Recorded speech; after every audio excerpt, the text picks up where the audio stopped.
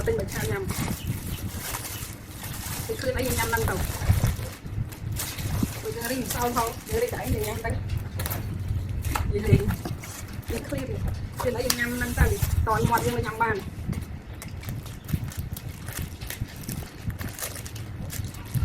tôi sẽ ít đây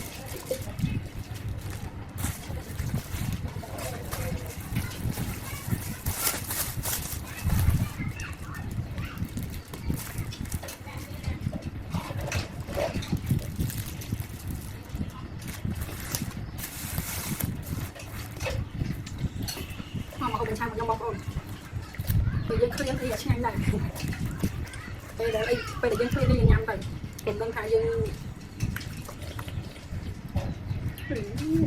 hoặc là khuyên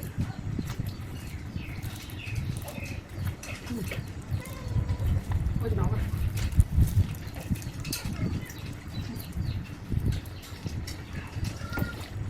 chọc không bên không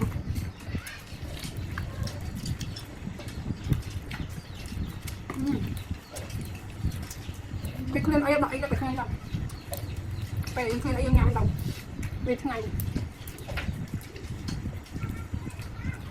con nhân mình không ăn những cái không rồi tập bé cha ăn cái hôm đó lại tham đọc bé cha ấy nhà mà cạn liền học mình trôi quay đợi riêng hôm ấy lấy nhá vậy chẳng hôm ấy bán hôm tầng thấy cái tầng nó hay làm cái hơn mình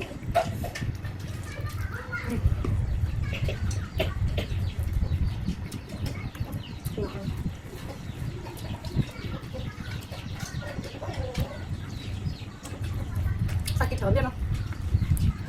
Đây là bộ đồ ăn chu tích lắm. Mình đang hao gì kia này. Nó nắng ngồm đang lấy đồng từ đó khoáng. Tháng năm tầm. Đây phải đọc từ cho năm sạch đấy. Trong áo.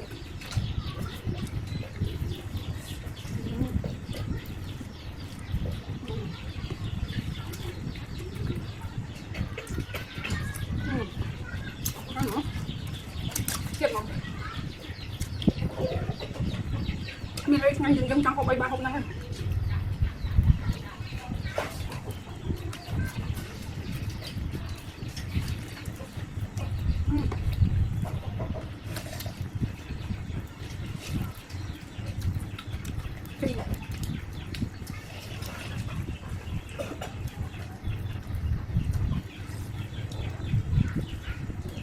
nhưng mà cái máu nó chuyện mà khuyên thấy như nhau